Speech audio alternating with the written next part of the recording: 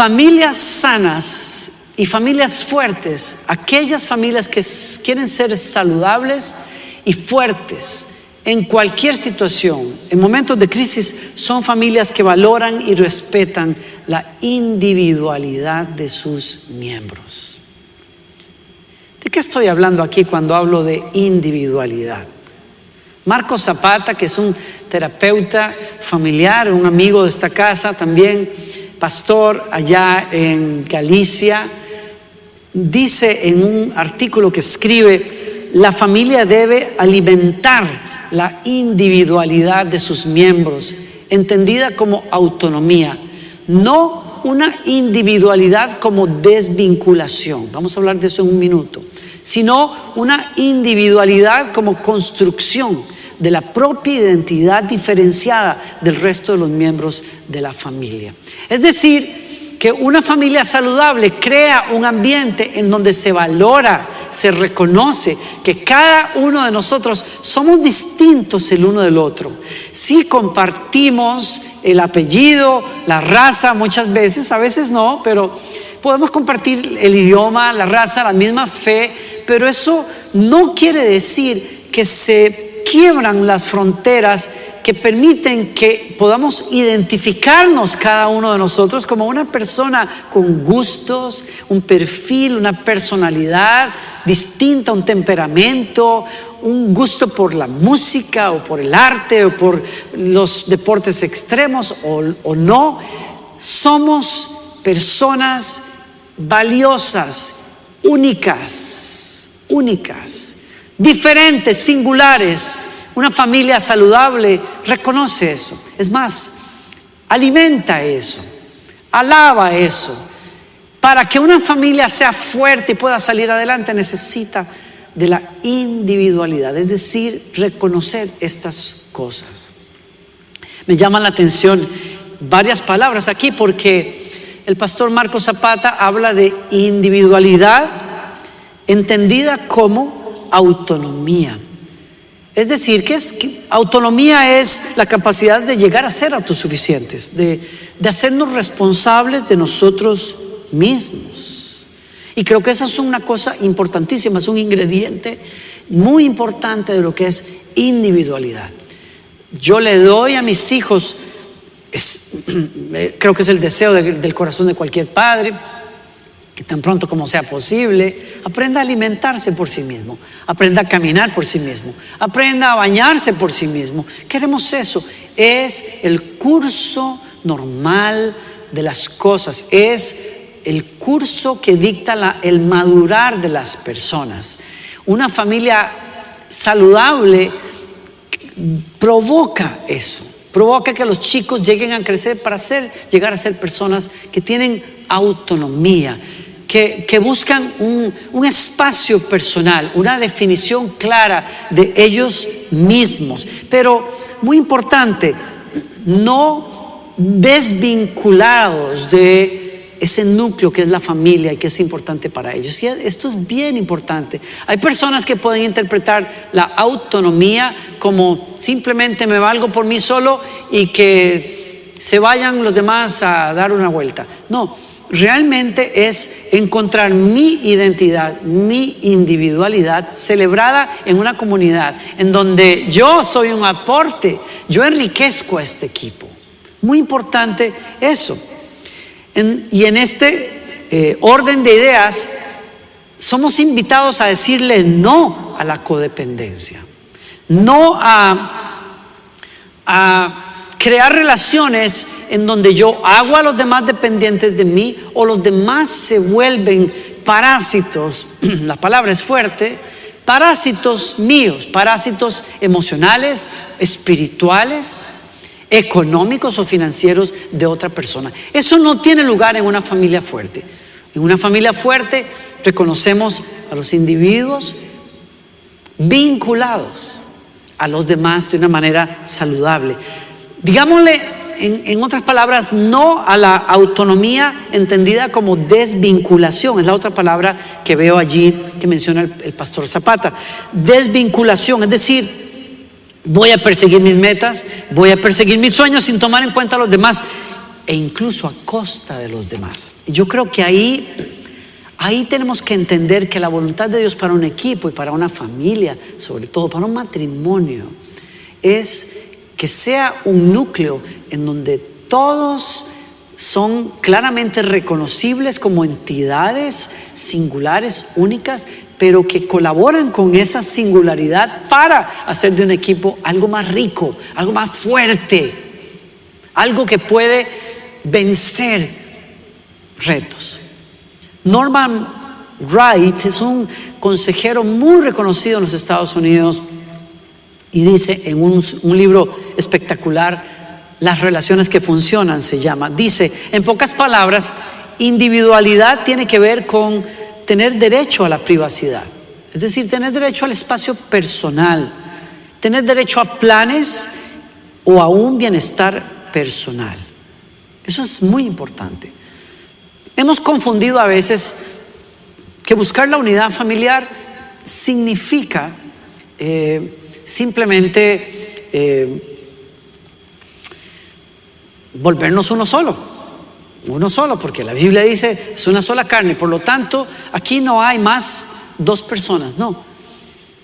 Es cierto que hay una intimidad y una unidad muy fuerte en el matrimonio, pero siguen siendo dos personas claramente identificables, que se valoran, se respetan el uno al otro, se cuidan, se celebran, se tratan de poner de acuerdo porque son dos personas diferentes. No se pierden en esa relación matrimonial, se mantienen vinculados por el Espíritu Santo, por sus convicciones, por sus proyectos de vida, pero son dos personas diferentes que tienen que aprender a navegar la vida juntos. Igual con la familia, y siendo dos personas diferentes, cuando hablamos de autonomía también y de individualidad, hablamos de que son personas que necesitan su propio espacio también, necesitan su esfera de acción, necesitan perseguir sueños y metas particulares de cada uno, metas físicas, metas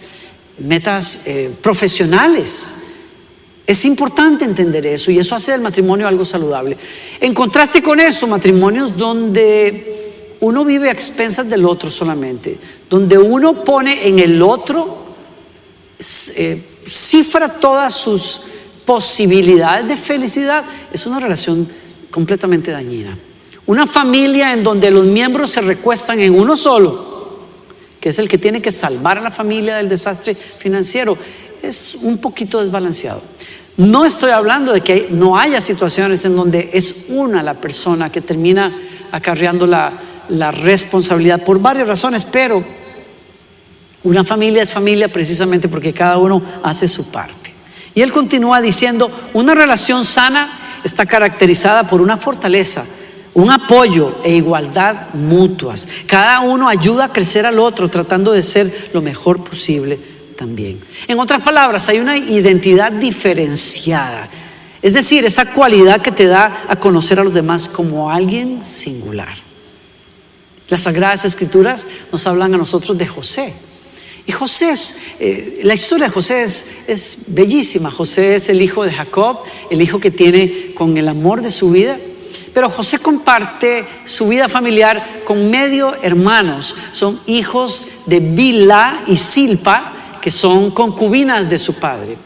Y hay una cultura bien dañina en la familia donde José tiene que crecer. Él es el menor de todos en este punto de la historia, y sus hermanos tienen, la verdad, que una falta de responsabilidad y de ética para trabajar y no cuidan bien las ovejas de su padre. Y José tiene una personalidad tan definida y tan clara, distinta a la de sus hermanos, pero esa diferencia que lo caracteriza por ser excelente, por ser buen administrador, por tener metas y sueños, se ve como una amenaza por sus hermanos. Sus hermanos quieren que él simplemente se haga parte de la pandilla, esa pandilla que simplemente la quiere pasar bien y que no se preocupa, no cuida, no procura un buen legado para el futuro. No, ellos no piensan en nada de eso. Ellos quieren que José sea así, pero José es claro, tajante en la integridad, en el amor hacia su padre, en el amor hacia Dios. Y como si eso fuera poco, es marcado a los 17 años por unos sueños que tiene, una visión en donde Dios le perfila cuál va a ser su destino. Él va a ser un líder, él va a salvar al mundo de su época de morir de hambre, pero ellos no lo saben, tampoco él. Él simplemente comete el error de contar el sueño a sus hermanos, sin entender que el sueño era para marcar su vida, para ayudarle a entender que iba para algo grande y tenía que estar enfocado y prepararse. Pero bueno, la otra cosa que marca la vida de José es el amor profundo de su padre por él. Es que su papá lo ama. Dice la Biblia que es que lo tuvo en su vejez, y eso hace que lo ame, y al amarlo y al verlo tan especial como es, le hace una túnica de muchos colores. Y para mí esto es clave en la historia. Eso marca el valor de la singularidad de José, cómo Dios valora la individualidad. Me recuerdo también de cómo el Señor una y otra vez a lo largo de la Biblia le habla a uno de sus hijos, por ejemplo a uno de los profetas antiguos, y le dice: desde antes que estuvieses siendo formado en el vientre de tu madre te conocí y te di nombre y te asigné, te llamé para que fueras profeta a las naciones. Dios nos conoce por nombre, nos llama por nombre. Algunos de nosotros hemos tenido la dicha incluso de ser nombrados bajo una guía de Dios para nuestros padres, que supieron que al ponernos cierto nombre estaban marcando la vida de sus hijos con algo que Dios mismo les había dado a ellos. Como en el caso de Sansón, Dios le dijo a sus padres: este niño va a ser grande, va a salvar a su pueblo. Dios ama que cada uno de nosotros sepa reconocer que es un individuo aparte de los demás, con talentos y dones, propósitos, sueños particulares. Aunque somos parte de un equipo o de una familia, somos diferentes, y esto es bueno.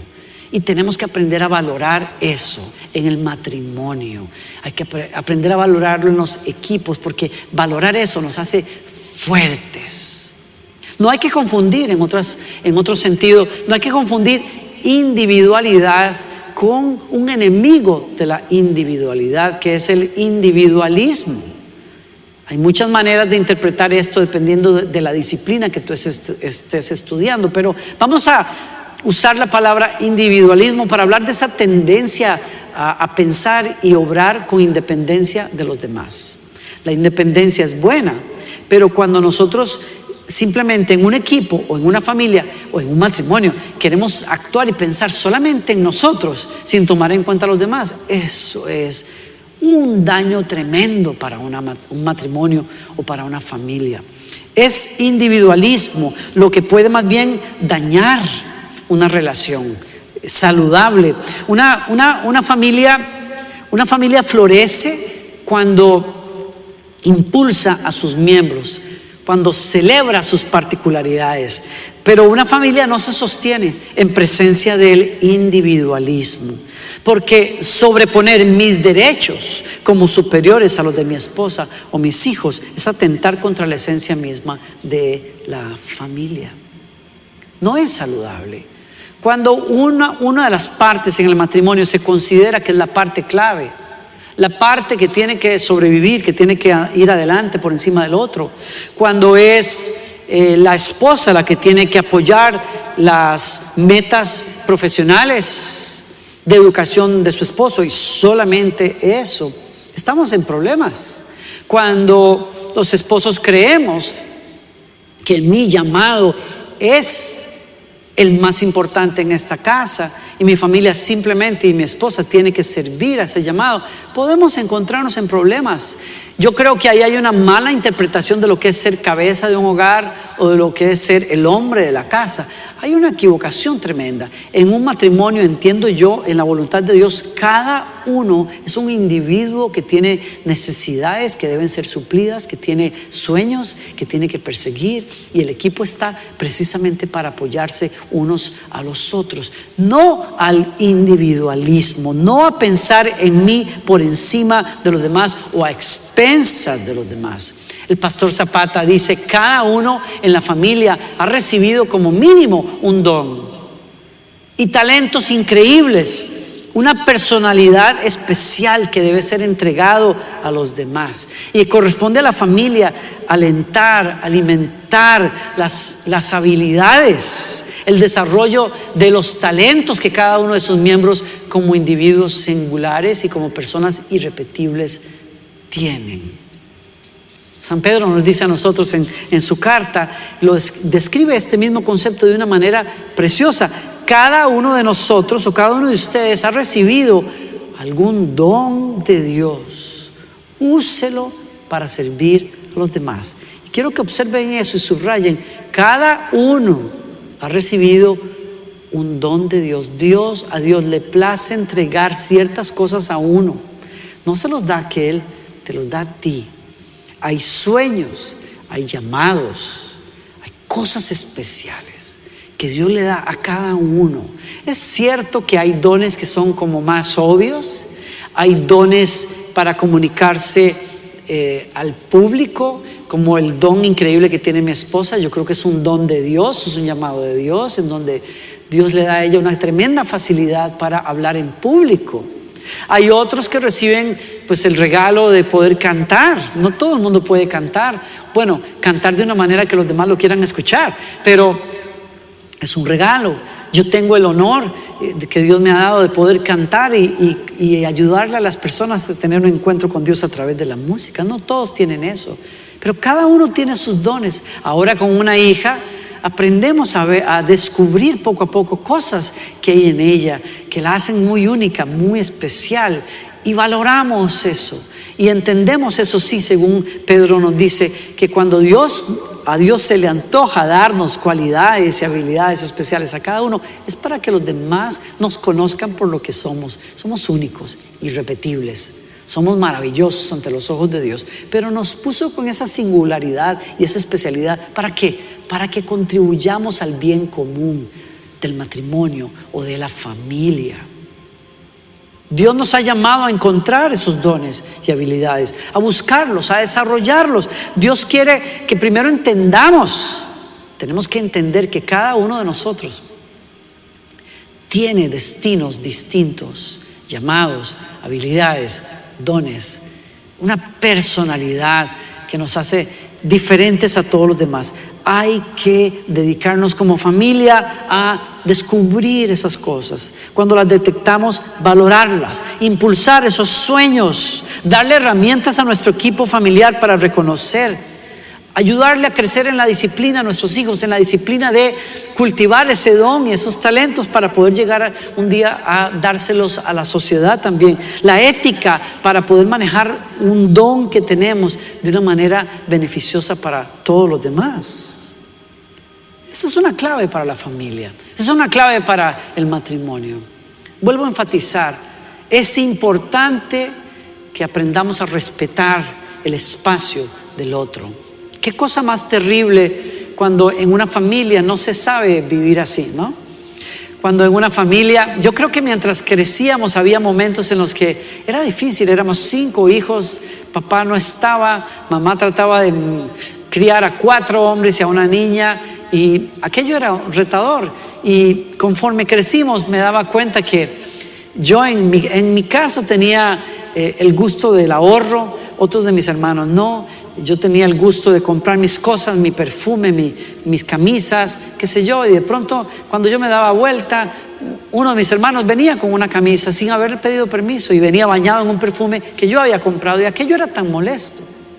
Yo recuerdo también compartir el dormitorio con uno de mis hermanos, y yo siempre he tenido un gusto muy particular para decorar mi espacio y arreglar mi espacio de una manera que se vea agradable, y tengo nociones en lo que es decoración y manejo de color, etcétera. Y entonces cuando nos tocó a esos 2 hermanos compartir el cuarto, en cierto momento cuando yo estoy trabajando ya, ganando dinero, fui y ordené camas, mandé a hacer unas camas de madera como yo las quería, compré unos sobrecamas diferentes de los que teníamos, lámparas, mesas de noche, una alfombra, y decoré todo ese cuarto para encontrarme que mi hermano, cuando entra a aquel cuarto y se da cuenta que su cuarto se había transformado bajo el gusto aquí de su servidor, qué cosa más tremenda fue darme cuenta del enojo y la molestia de mi hermano por lo que yo había hecho. Y yo, claro, yo me ofendí a la vez porque no entendía cómo alguien podía enojarse conmigo por haber comprado camas y haber arreglado con mi dinero un lugar para que se viera mejor. Pero yo ignoré el espacio personal de mi hermano, ignoré los gustos particulares de él y pasé por encima de eso. Y he tenido que aprender con los años, he tenido que recordarme eso como casado. No soy solo yo, no es solo mi gusto el que viste esta casa, es el gusto de dos personas, es el tiempo de dos personas. Tenemos que recordarnos eso. Tenemos también que recordar que eso no es una excusa para desvincularnos, porque es peligroso, ¿no? A veces yo soy de los que recomiendo a las parejas que tengan sus bienes mancomunados, que tengan sus cuentas en común. Hay familias en este país en donde esa no es la costumbre. Yo lo respeto, pero no lo comparto. Yo creo que es saludable que ambos tomen decisiones y definan su presupuesto mensual y sepan a partir de ciertas sumas que quizás son más altas. Hay que conversar entre los dos, hay que tomar la decisión juntos, no por las cosas menores de todos los días.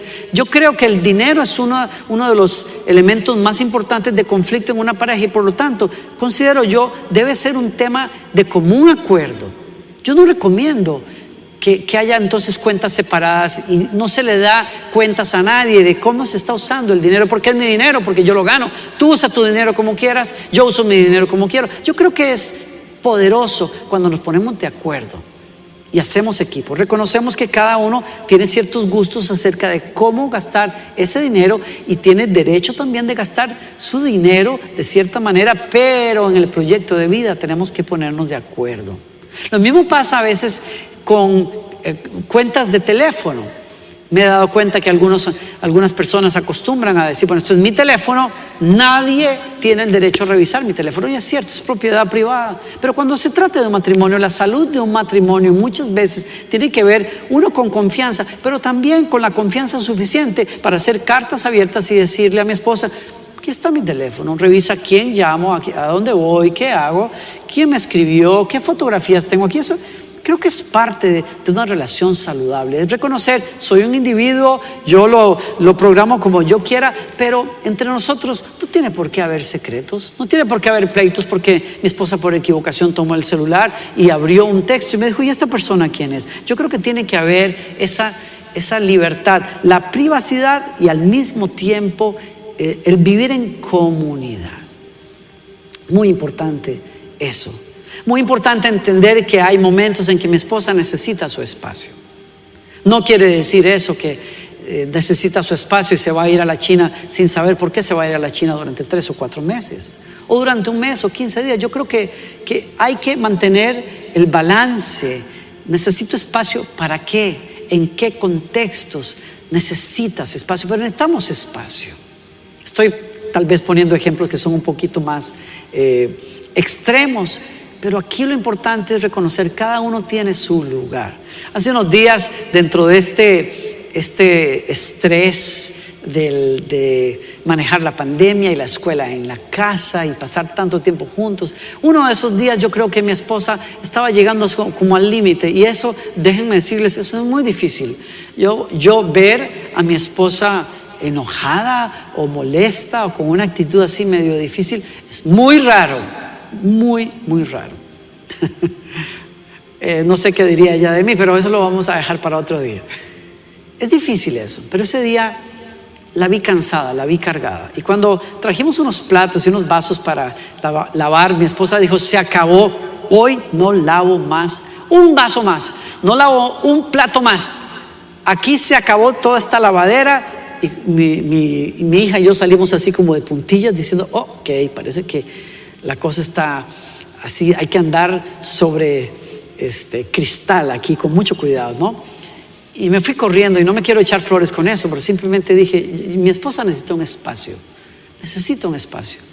Y corrí al baño y le preparé la tina con espuma y con una vela y música y Y entonces la encontré en la lavandería precisamente y le dije, oye, quiero que vengas a revisar algo que pasa acá. Y se vino confiada, y cuando entró a nuestro baño, encontró aquel ambiente preparado. Y se quedó así casi sin hablar. Y le dije, ahí nos vemos. Y cerré la puerta. No salgas de aquí hasta que el ogro no se haya ido. ¡Pum! Y le cerré la puerta. Y aquel espacio, aquel descanso, le bajó ese estrés. Necesitamos espacios, todos. Necesitamos que se respete lo que uno dice. Esto es mío, este es mi reloj, qué sé yo. Pero también entender que somos fuertes como familia cuando valoramos eso, cuando valoramos el talento del otro. Mi esposa tiene conocimientos y tiene un talento tremendo para las finanzas. Tomamos las decisiones juntos, pero ella corre en buena parte las finanzas. ¿Por qué? Porque estudió para eso, porque lo conoce el tema.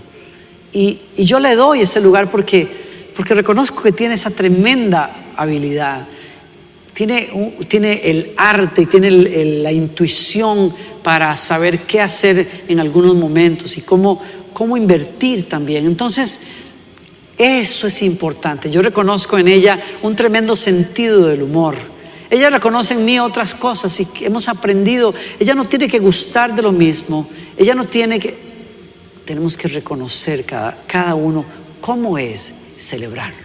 Ayúdale a tus hijos a encontrar esos talentos, esos dones. En la etapa escolar, ayúdale a tus hijos a que la educación sea una manera de descubrir quiénes son ellos. Cuando crecen, quizás en la segunda infancia, ayudémosles a encontrar ocupaciones, deportes, áreas en las que ellos encuentran cierta atracción y de esa manera aprendan a descubrir para qué son buenos, en dónde son fuertes. Démosles esos espacios, esas oportunidades a nuestros hijos, quizás a través de cosas culturales o deportivas o qué sé yo, conectándolos con la naturaleza.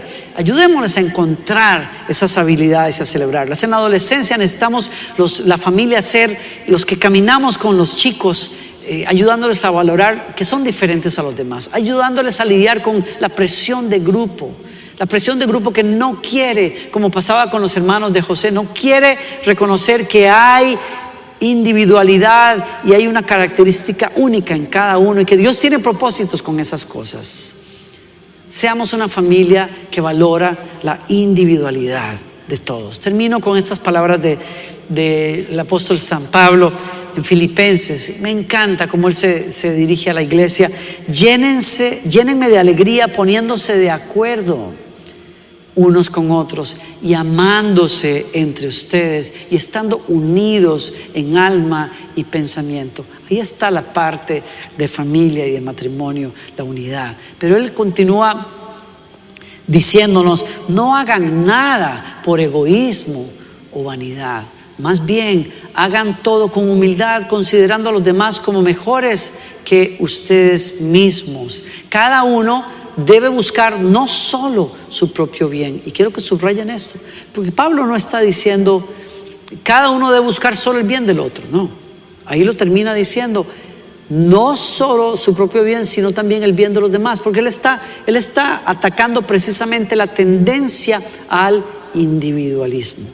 Y nos está diciendo, tenemos que reconocer que tenemos gustos, tenemos formas de pensar y qué bueno. Son diferentes, qué bueno. A ti te gusta mucho el fútbol, yo lo detesto. A ti te gusta el arte, a mí no me gusta el arte. Qué bueno. Podemos respetar esas cosas. A ti te gusta estar afuera, ay, a mí me da calor y no quiero sudar afuera y los mosquitos. Qué bueno. Algunas veces vas a tener que aguantarte los mosquitos para estar con tu esposa ahí afuera en el patio y otras veces le invitas a que esté dentro de la casa y te dé gusto a ti. Qué bueno. Celebremos esas diferencias.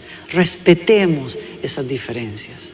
Aprendamos a reconocer que cada uno es un individuo a quien Dios llama por su nombre. Nunca lo va a dejar de hacer. Delante del trono de Dios siempre tú serás quien eres. Yo voy a ser quien soy. Pero somos invitados a usar esa singularidad, esa especialidad de quién soy yo para contribuir al bien de nuestra familia. Familias fuertes y sanas son familias que celebran la individualidad. Yo te quiero invitar a orar conmigo. Padre, gracias por tu palabra. Qué bella es tu palabra. Qué ejemplo de vida. Señor, quiero pedirte que tú traigas, Señor, a nuestras vidas esa capacidad que viene de ti, de tu amor, de soltar ese amor al individualismo, al egoísmo, a pensar en mí por encima de los demás y a costa de los otros. Señor, rompe patrones dañinos en matrimonios donde hay uno que se supedita al otro simplemente. Hay uno que es más importante que el otro. Hay metas que son más importantes en uno que las de todos los demás. Señor, quiebra esas cosas. Donde hay hijos que no se sienten celebrados porque el yugo de un padre que quiere que sean con el gusto de él. Te pido, Señor, que nos des esa liberación, Señor, y que nos ayudes a ser una familia en donde descubrimos y celebramos los sueños de cada uno y les damos herramientas a cada uno para perseguir esos sueños. Gracias, Señor, por escucharnos, Señor. Yo quiero hacerte la invitación antes de irme a que le abras tu corazón a Jesucristo. Tú sabes que la raíz del individualismo, entendido como ese apego y esa búsqueda de solamente lo que yo quiero por encima de los demás, eso tiene una raíz que se llama el pecado. Y el pecado es ese estado en el que hemos nacido todos, en donde estamos alejados de esa persona que creó cielos y tierra y que se llama el Padre Celestial. Y Jesucristo, el Hijo de Dios, vino al mundo para vivir de la forma más altruista y desinteresada que hayamos visto. Y después de vivir así, se entregó en una cruz para llevar tu egoísmo y el mío, ese estado de muerte, y lo clavó en la cruz porque aquello nos separaba de Dios, lo quitó de en medio y en su resurrección nos invita a volver a Dios. Si tu vida no ha estado conectada con el Dios del cielo, si simplemente has estado viviendo quizás en una tradición que te heredaron tus padres, pero no en una relación con Dios, Dios quiere cambiarte la vida. Dios quiere entrar a tu corazón hoy. Y es tan sencillo como una oración. Si tú le entregas tu corazón a Jesucristo, Él dice: yo voy a entrar y voy a cenar contigo y te voy a enseñar a ser mi discípulo, el que sigue mi voluntad. ¿Quieres hacerlo hoy? Quizás tu matrimonio te muestra que tu vida ha estado fuera de calibre, fuera del norte, has perdido el norte. Quizás tus vicios, quizás cómo está la casa, pero hoy es un día de nuevos comienzos. Quisieras orar conmigo y hacer la paz con Dios. Dile conmigo si quieres orar: Señor Jesucristo, creo que tú eres el Hijo de Dios. Creo, Señor, que moriste en la cruz por mis pecados. Creo que resucitaste al tercer día. Creo que vives y creo que estás tocando a la puerta de mi corazón y te la abro de par en par. Perdona mis pecados, lávame, Señor, dame de tu vida, de tu espíritu, Señor. Quiero ser tu discípulo, quiero seguirte y caminar en tu voluntad todos los días de mi vida. Gracias por recibirme. Quita la culpa, Señor, quita el peso de mis pecados y hazme un hijo tuyo. Y gracias por escucharme. Mi amigo, si hiciste esa oración, Jesucristo entró en tu corazón. Hay una nueva vida que comienza. La Biblia dice: si alguno está en Cristo, nueva creación es. Las cosas viejas pasaron, he aquí todas son hechas nuevas. Muy importante eso. Muy importante entender que hay momentos en que mi esposa necesita su espacio.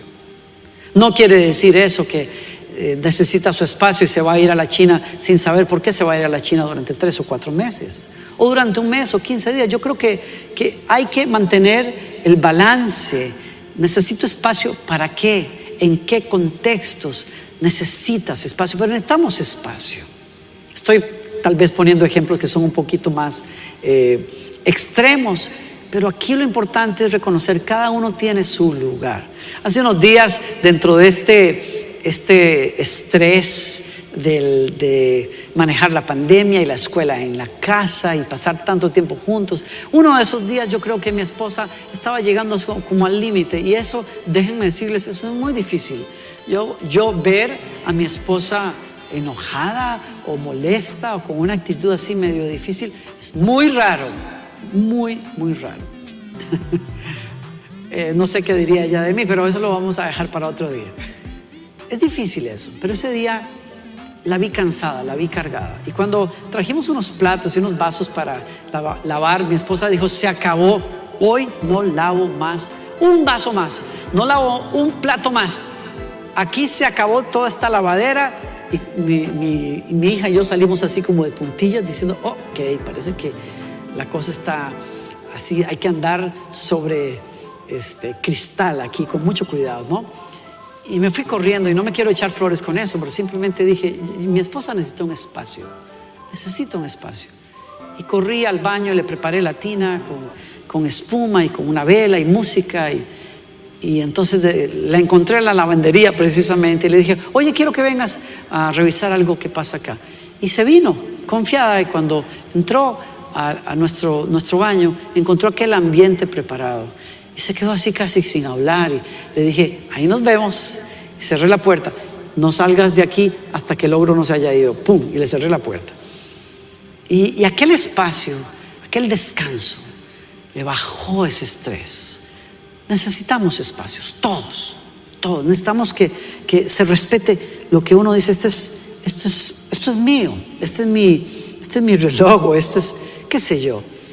Pero también entender que somos fuertes como familia cuando valoramos eso, cuando valoramos el talento del otro. Mi esposa tiene conocimientos y tiene un talento tremendo para las finanzas. Tomamos las decisiones juntos, pero ella corre en buena parte las finanzas. ¿Por qué? Porque estudió para eso, porque conoce el tema. Y yo le doy ese lugar porque reconozco que tiene esa tremenda habilidad.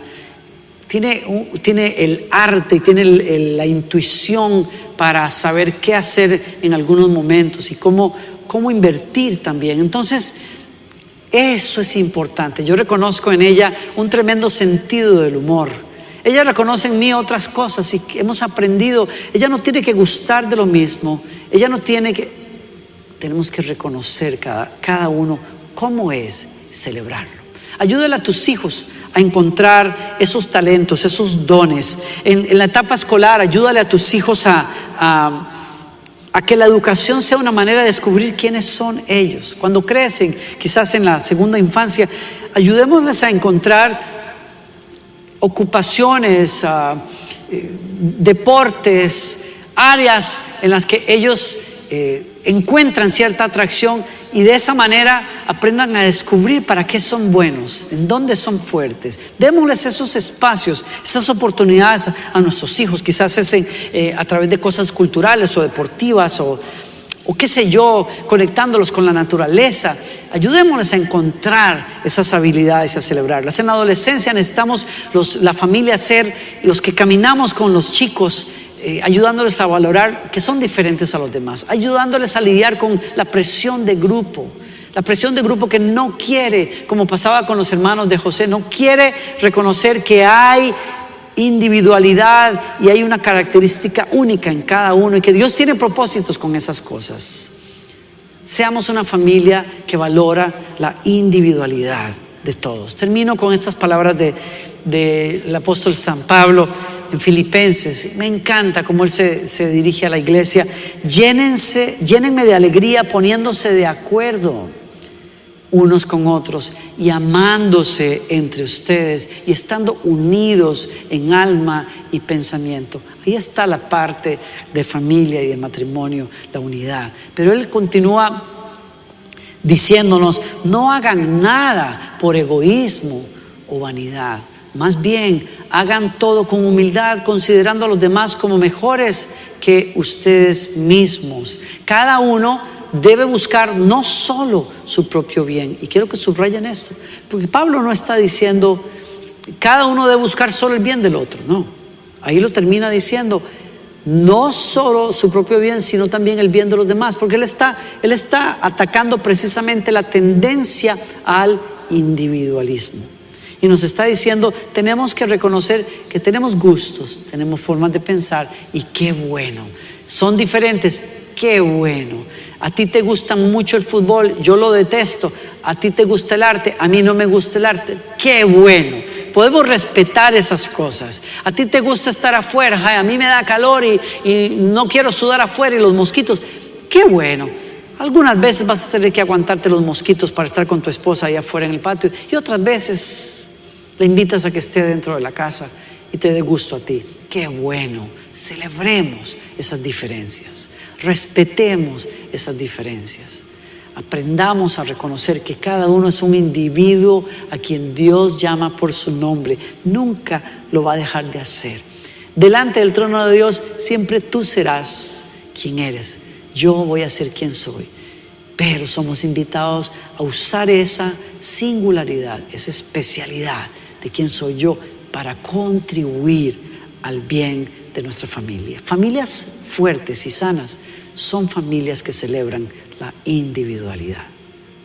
Yo te quiero invitar a orar conmigo. Padre, gracias por tu palabra. Qué bella es tu palabra. Qué ejemplo de vida. Señor, quiero pedirte que tú traigas, Señor, a nuestras vidas esa capacidad que viene de ti, de tu amor, de soltar ese amor al individualismo, al egoísmo, a pensar en mí por encima de los demás y a costa de los otros. Señor, rompe patrones dañinos en matrimonios donde hay uno que se supedita al otro simplemente. Hay uno que es más importante que el otro. Hay metas que son más importantes en uno que las de todos los demás. Señor, quiebra esas cosas. Donde hay hijos que no se sienten celebrados porque el yugo de un padre que quiere que sean con el gusto de Él. Te pido, Señor, que nos des esa liberación, Señor, y que nos ayudes a ser una familia en donde descubrimos y celebramos los sueños de cada uno y les damos herramientas a cada uno para perseguir esos sueños. Gracias, Señor, por escucharnos, Señor. Yo quiero hacerte la invitación antes de irme a que le abras tu corazón a Jesucristo. Tú sabes que la raíz del individualismo, entendido como ese apego y esa búsqueda de solamente lo que yo quiero por encima de los demás, eso tiene una raíz que se llama el pecado.